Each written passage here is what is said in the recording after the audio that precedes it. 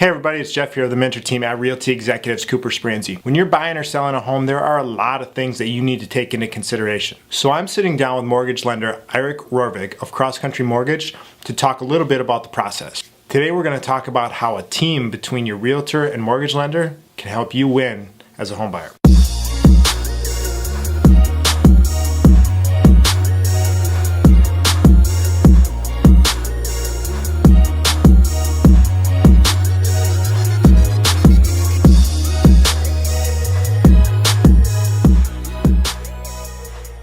Hey everybody, it's Jeff here of the mentor team at Realty Executives Cooper Spransey, once again with Eirik of Cross Country Mortgage.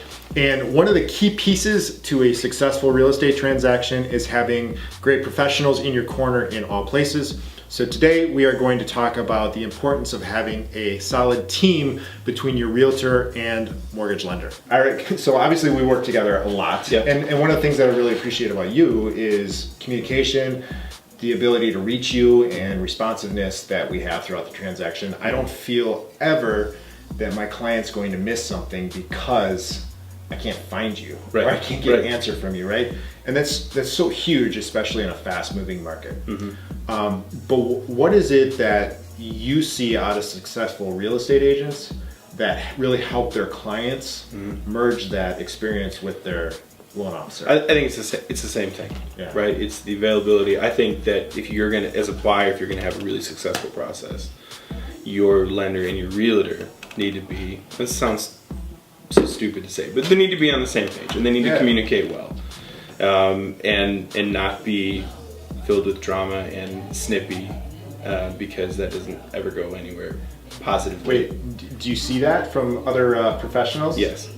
Like, there are adults out there that create their own drama? Yeah, I know, it's a shock, right? Yeah. Okay. Yeah. I just think, look, I think more than just being a professional at it, it's your ability as a person to just be a good person. Yeah. Right? I mean, be a professional on top of it, but be a good person too. And I think if the goal, the seminal goal in all of it is to get other people sorted out, like, it'll be fine. Yeah. But if you're worried about closing on time so you can get paid, or you're trying to hit these personal goals or any of that stuff, I'm not gonna say it never works out, but it usually doesn't work out. Yeah, those are not good situations. I see that, with the lending side of things. I mean, I've had a lender flat out lie to me about my buyer's qualifications because she thought she could fix it before anybody found out. Gotcha. And then we couldn't deliver a loan commitment. Guess what happens? That falls apart, right? Right. Now he can't buy a house, and the seller's in trouble too. Yeah. I've had lenders tell us everything is set to go for closing, and then require a form the day of closing that delays everybody. Out of my control.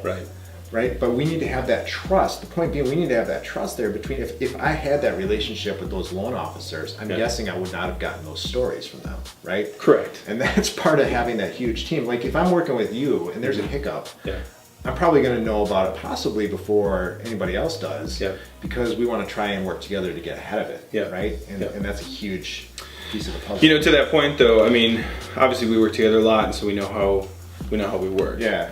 But I've definitely worked with some realtors in the last 3 years where they don't want to know. Yeah. They just want me to fix it. Yeah.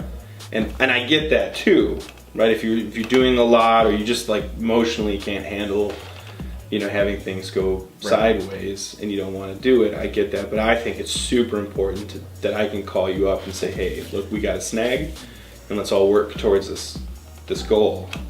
And here's what I need you to do, or what thoughts do you have on it, so that we can get there. So, I look at that whole 100% responsibility thing, right? Like, if something goes on with the lending side of things, out of my hands, I can't control that. Correct. In some way, shape, or form, I'm still gonna have some responsibility for that. Sure. So I need to, for me, what's really important with our lender is that they're willing to put those ties together, realizing that we're all on the same team to try and take care of the client. And there's one of the things that we do is every Tuesday we're checking in on the loan process. Not because we don't trust our lender, but because we have the responsibility to know what's going on, so that we can communicate and take care of our client. Make sure that something, that if there is something we need to get ahead of, that we're able to. And there's a lot of loan officers that don't want to hear from us. Yep. They think we're stepping on their toes, or they think that we don't trust, what they're doing. And actually what that does is that makes me question what they're doing. Right. They don't want to have that communication. Yeah, obviously a different capacity from where I was before. Yeah. But I will say though too, in a high volume environment, it's no fault necessarily of anybody's, they just don't have the time. Yep. So really what it sounds like to me is we're both kind of on the same page, that we want to make sure that you have both a lender and a realtor that are accessible. They communicate with each other and with you. Yep. Right? They're going to be available when you need them. Because especially right now, one of the things, I might need an updated letter or a phone call made on a Saturday afternoon. Yep. And there's a lot of people that won't be willing to do that because they work 8 to 5. Yep. And that can really hurt the home buyer. Correct. In a market like this. Correct. So availability and just being committed to making sure that the client has a great experience. I mean, that's the key piece, as much as possible, even though we know in a real estate transaction, stuff can come up and stuff can happen, but we got to get through it. But I think the third leg in the proverbial stool for all this is the buyer. Yeah, right on. Like you gotta be, it's participatory. You gotta be involved in it. You gotta, when the lender needs stuff from you gotta get it to them. When your realtor needs you to sign stuff or to get on stuff, you need to do it. You need to sign the paperwork? Yeah, I know, it's a shocker, right? and not fight us on the stuff. Or if something doesn't go the way that you wanted, or things do pop up like we were talking about, to not like lose it over it. And we're all working for the same thing. Right. We need the three parts of that team to work, to make the whole thing work. And that's huge. Yeah. As you start your home buying journey, one of the things you want to consider is, do you have the right team in your corner? That is your realtor and your mortgage lender, making sure that everybody's working together and on the same page to get you to where you want to be. So thanks again for checking us out. Once again, I'm Jeff. This is Eirik. We'll talk soon.